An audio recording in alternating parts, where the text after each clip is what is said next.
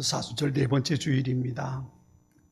주님의 고난을 묵상하고 주님의 십자가를 묵상하면서 우리의 믿음의 진보를 만들어 가야 할 소중한 사순절 기간에 고린도 교회 성도들에게 사도 바울이 주셨던 메시지가 좀 마음을 무겁게 하긴 합니다. 고린도후서 13장 5절에 이렇게 말씀합니다. 현대인의 성경인데요. 여러분 자신을 잘 살펴보십시오. 여러분이 참다운 그리스도인입니까? 그리스도인이 되는 시험에 합격하였습니까? 여러분은 그리스도의 임재를 경험하며 여러분 속에 역사하시는 그분의 능력을 더욱더 실감하고 있습니까? 그와 반대로 사실은 그렇지 않으면서도 그리스도인이 된 흉내만 내고 있는 것은 아닙니까? 사도 바울이 고린도 교회에 보낸 편지 가운데 한 부분입니다. 쉽게 말해 이거죠. 당신 예수 믿는 사람 맞습니까? 아니면 예수 믿는 사람인 척하고 있는 겁니까? 과연 이 바울의 질문에 우리는 어떻게 대답할 수 있을까요? 나는 예수님을 믿습니다 라고 바르게 대답할 수 있었으면 참 좋겠습니다. 오늘 본문의 이야기는 아브라함의 이야기입니다. 믿음의 조상이라고 불리지요. 이스라엘의 유대교도 그렇고요. 또 이슬람교도 그렇고요. 우리 기독교도 마찬가지로 이 아브라함을 믿음의 조상이라고 부릅니다. 그렇게 존경받는 이유는 여러 가지가 있겠지만 대표적으로 두 가지를 생각해 본다면 첫 번째는 창세기 12장에 나오는 하나님께서 아브라함을 찾아오셔서 갈대아 우리에 있는 아브라함에게 네 본토 친척 아버지 집을 떠나서 내가 네게 지시하는 땅으로 가라. 그 말씀에 순종해서 있는 거 다 내려놓고 그리고 하나님의 말씀을 따라서 가나안 땅으로 출발하는 그 아브라함의 모습, 결코 쉬운 모습은 아니지요. 이것보다 더 드라마틱한 이야기가 어떤 거냐 하면 하나님께서 어느 날 백세의 아들 이삭을 주셨는데 그 이삭과 행복하게 지내던 아브라함을 찾아오시지요. 그리고 말씀하십니다. 네 아들, 하나밖에 없는 아들 그 독자 이삭을 내가 지시하는 땅으로 데리고 가서 거기서 제물로 바쳐라. 모리아 땅에 있는 한 산이지요. 거기서 제물로 바치라는 겁니다. 고향을 떠나는 일도 쉽지 않았고 자식을 바치는 일도 더더욱 불가능한 것이었습니다. 사실 그렇잖아요.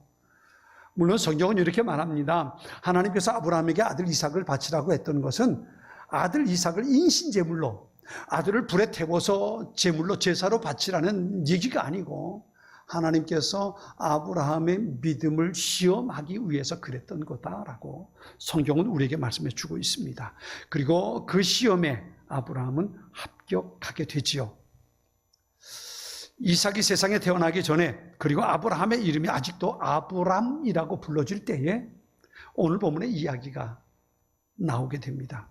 그때에 아브라함은 하나님을 특별한 방법으로 경험하게 됩니다. 이 경험이 오늘 보면 15장에 나오는 쭉 그 뒤에 이어서 오늘 제가 1절부터 7절까지를 봤습니다만 그 뒤에 계속 이어져 나오는 15장 전체에 그 경험에 대한 이야기가 기록이 되어 있습니다.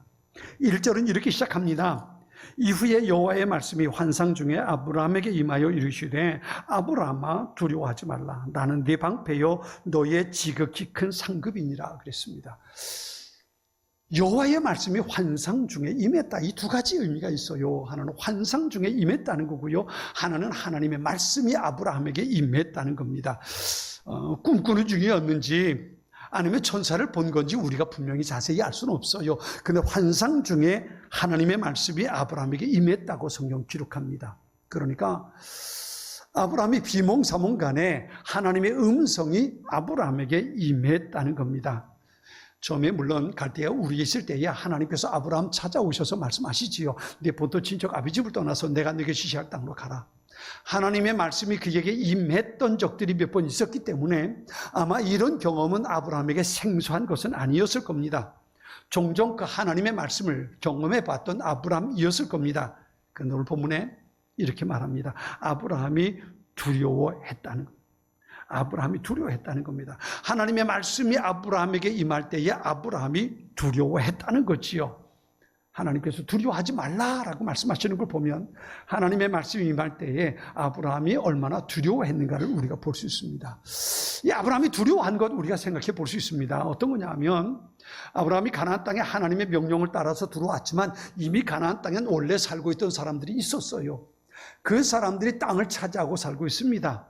그곳에 아브라함이 들어오는 거예요. 그렇게 보면 그들은 본토인들이고 아브라함은 그들에게 이방인입니다. 땅이 없어요. 그들이 살고 있는 땅 좀 빌려서 한 구퉁이에서 그렇게 살았던 겁니다. 근데 그렇게 살면서도 아브라함은 부자가 됩니다. 하나님께서 복 주셔서 많은 재산을 얻게 되고 많은 종들도 있게 됩니다. 근데 문제는 뭐냐면 아브라함에게 상속자가 없었다는 겁니다. 요즘에야 상속자가 없어도 무자식이 상팔자라는 얘기 공공연하게 하고 있습니다만 이 당시에는 안 그런 거예요. 이 당시에는 자식이 없다는 얘기는 무슨 의미냐 하면 상속자가 없다는 겁니다. 이 얘기는요, 두 가지 의미예요. 하나는 자기 미래가 없는 거예요. 나를 장사 지내줄 자식이 없는 겁니다. 내가 죽으면 나를 장사 지내줘야 되는데 그럴 자식이 없는 겁니다. 그러니까 내가 아무리 많은 재산을 모아도 이게 다 남의 것이 될 수밖에 없는 거예요. 그래, 이게 문제가 되는 겁니다. 또 한 가지는요, 자식이 없다는 이야기는 어떤 상황에서 내 편 되어줄 사람이 없다는 겁니다. 가족이라는 게 그렇잖아요. 어떤 상황에도 같은 편이 되어주는 게 가족이잖아요. 물론 죄를 지으면 죄의 대가를 받겠지요. 죄의 대가를 받는 그 중에도 가족은 여전히 그의 편이 되어주잖아요. 이게 자식이고 이게 부모지 않습니까? 그런데 많은 것을 모았지만 자식이 없다는 이야기는 내가 어려운 일을 당할 때에 절대적으로 내 편이 되어줄 존재가 없다는 겁니다. 이것이 아브라함에게 얼마나 두려움이 됐겠습니까? 그래서 말합니다. 나는 자식이 없습니다. 자식이 없고 내 상속자는 여기 내 종인 엘리에셀이 내 상속자가 될 겁니다. 라고 말해요.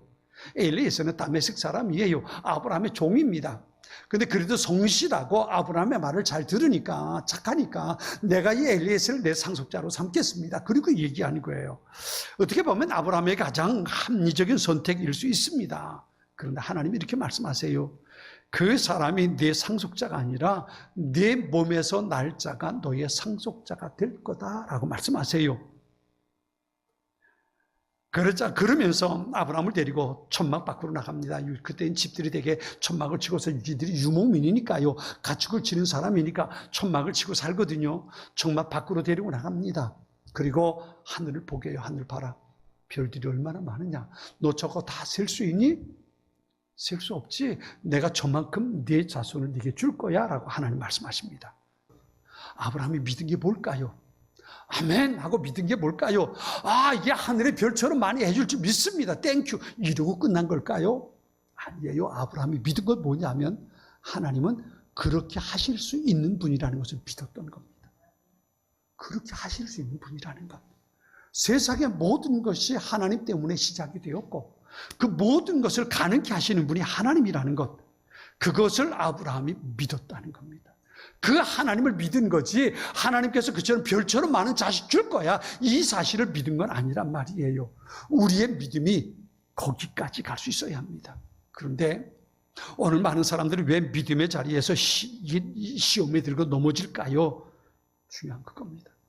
하나님의 역사를 경험하지 못하기 때문에 그렇습니다.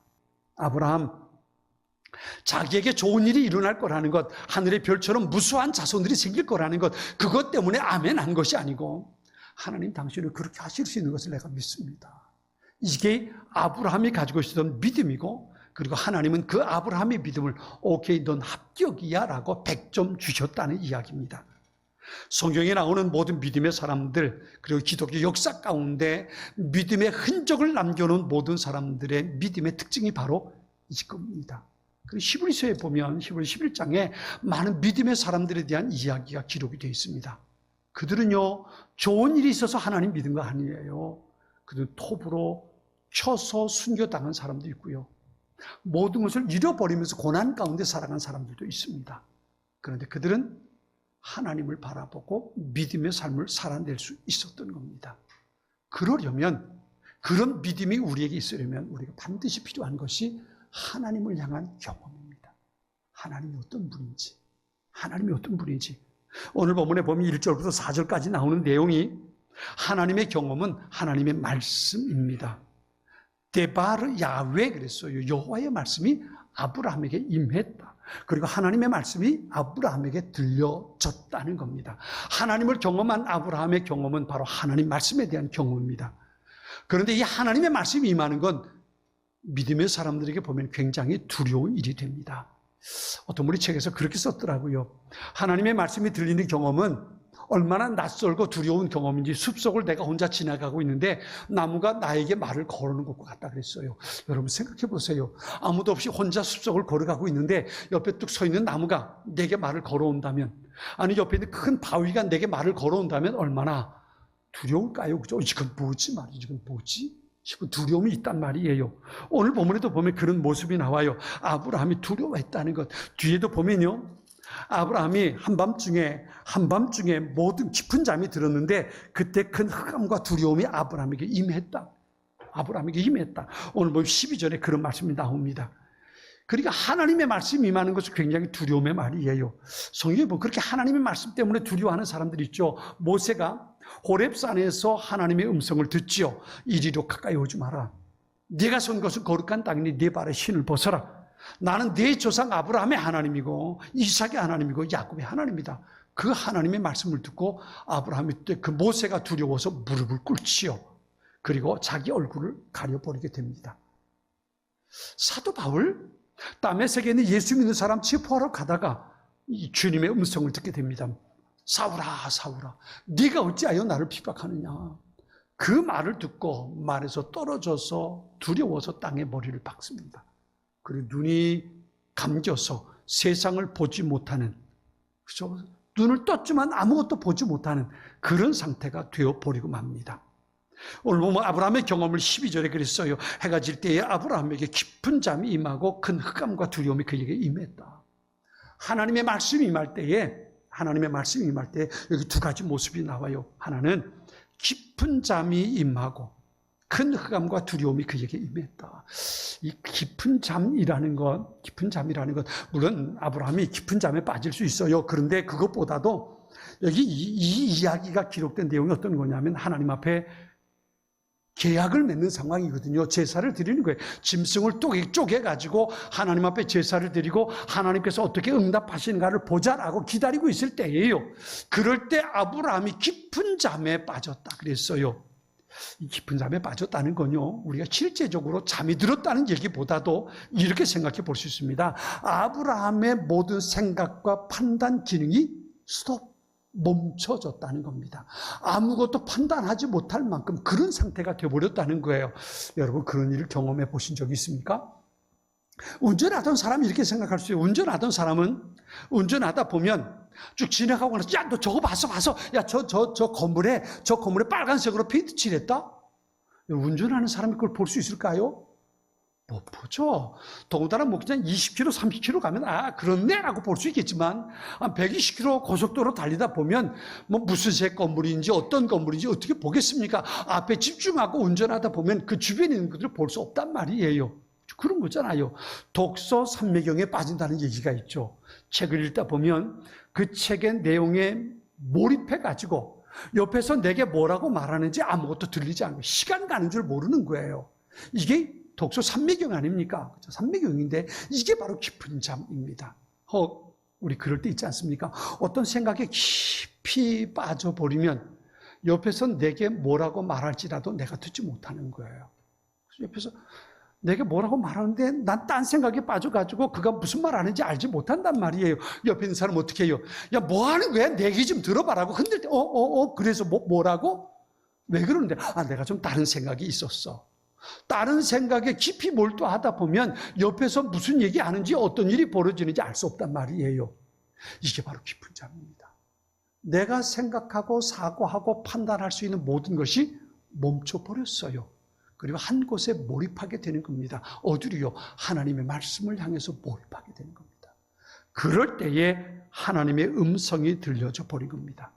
종교학자들은 이것을 누미노제라는 말로 씁니다. 누미노제, 그러니 거룩한 두려움입니다. 거룩한 두려움. 다른 건 아무것도 보이지 않고 하나님의 음성만 내게 들리는 거예요. 왜 이런 일이 우리에게 없을까요? 왜 없을까요? 한 가지입니다.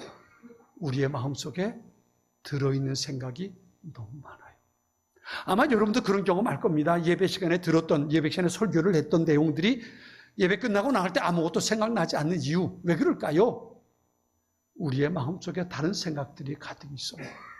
설교를 듣긴 듣는데 다른 생각들이 내 마음에 자리 잡고 있으니까 그것이 내 마음에 왔다가 부딪혀서 튕겨나가는 거예요. 튕겨나가는 겁니다. 그러면 아무리 설교를 들었어도 그 설교가 내 안에 자리 잡지 못하는 거예요. 그런데 내 안에 있는 모든 기능이 스톱됐어요. 다 멈춰졌어요. 그리고 나서야 하나님의 음성이 우리 가운데 들려진단 말이에요. 이것이 두려움의 대상이에요. 이것이 누미노제 거룩한 두려움입니다. 내 모든 것들이 사라져버리고 오직 하나님의 말씀만 내게 들려오는 거예요. 그때 느끼는 게 어떤 거겠어요? 나는 별거 아니구나. 나는 별거 아니구나. 하나님 앞에 섰을 때 우리의 모습이 얼마나 하찮은 존재인가를 보게 되는 겁니다. 아브라함, 그랬어요. 아브라함이 깊은 잠에 빠졌어요. 아무것도 볼 수 없고 생각할 수 없는 모든 사고방식이 정지된 상태에 있을 때에 하나님의 음성이 아브라함에게 들리는 겁니다. 그 일로 인해서 아브라함은 하나님을 향한 온전한 믿음을 갖게 되는 겁니다. 하나님과 아브라함의 관계, 아브라함은 하나님께서 내게 아들을 주실 것이라는 그 믿음, 그것보다도 하나님이 그 모든 것을 다스릴 수 있는 분이라는 것을 믿었던 겁니다. 바른 믿음 어떤 걸까요? 우리는 십자가에 죽으신 예수님을 그리스도이시고 우리 하나님의 아들로 우리는 믿습니다. 이게 얼마나 중요한 일인가 여러분 진지하게 한번 생각해 보셨습니까? 아브라함에게 하나님의 말씀이 임했을 때에 두려움과 흑암과 깊은 잠에 빠졌던 것처럼 여러분 예수님의 십자가 사건은요 그처럼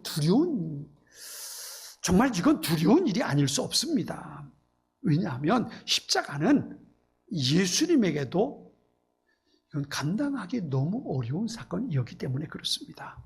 사람에게만 아니라 예수님에게도 십자가는 공포의 대상입니다.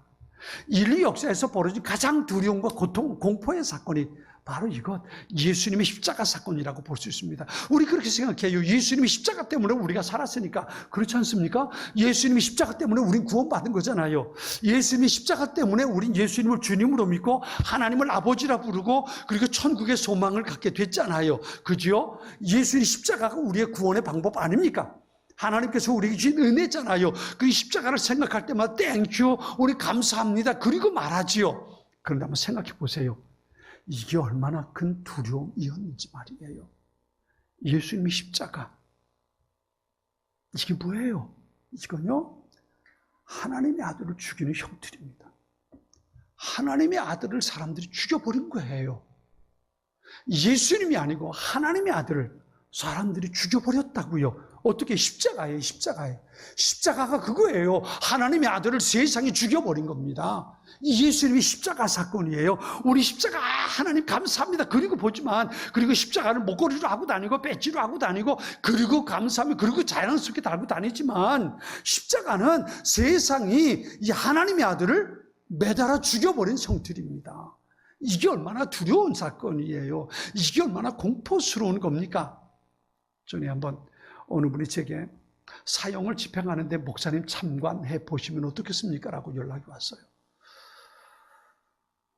제가 생각해 보겠습니다. 대답을 못하고 그리고 나중에 죄송합니다.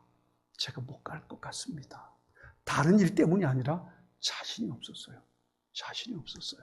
그래서 못 가겠습니다. 죄송합니다라고 얘기했어요. 그런데 예수님이 십자가에 죽으신 그것이 형틀이란 말이에요.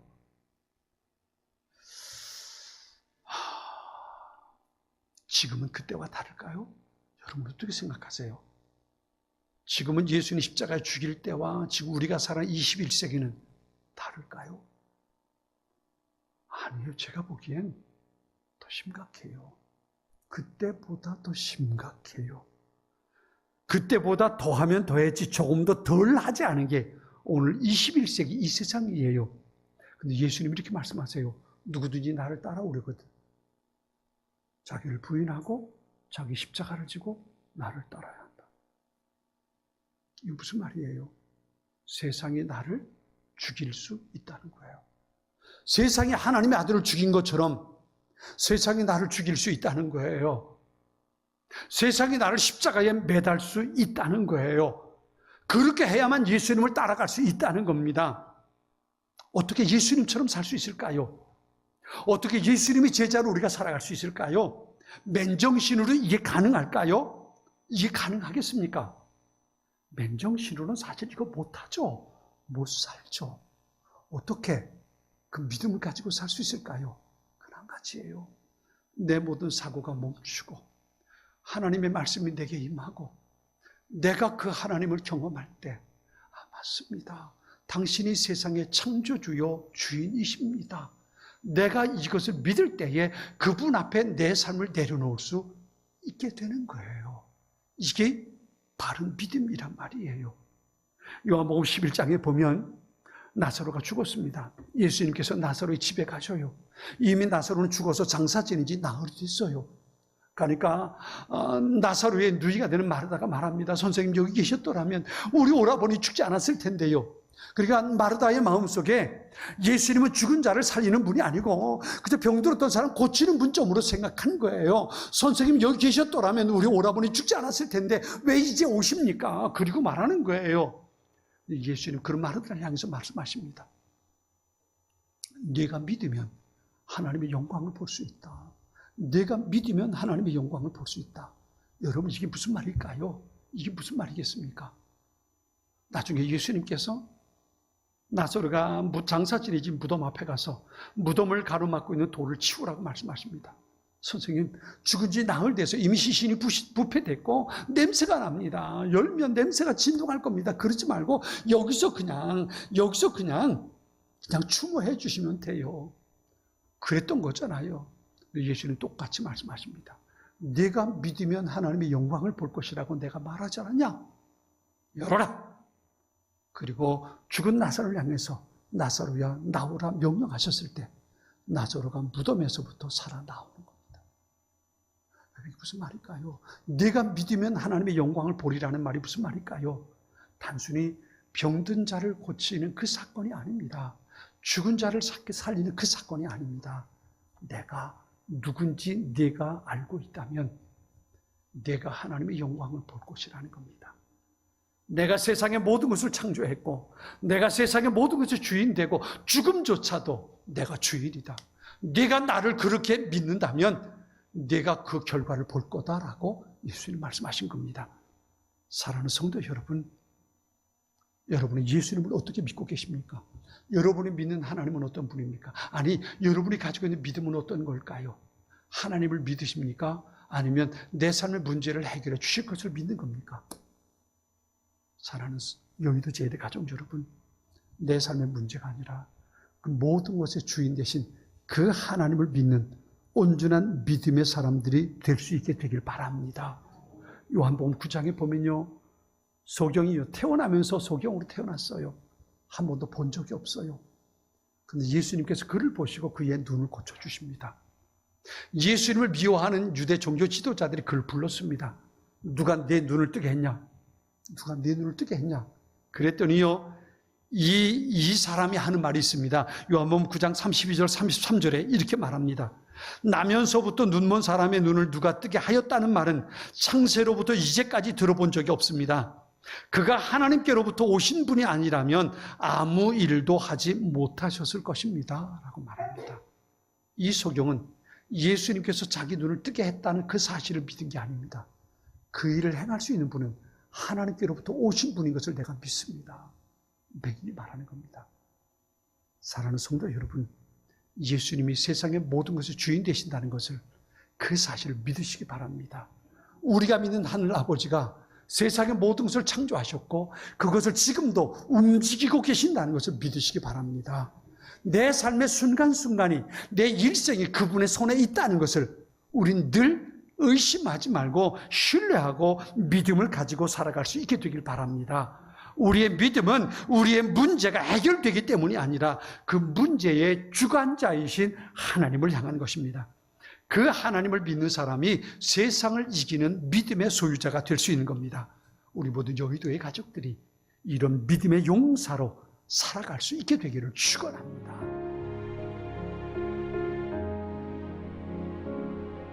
지금은 선교 헌금 시간입니다. 이 예배를 통해 삶 가운데 은혜와 회복이 충만하시길 간절히 기도합니다.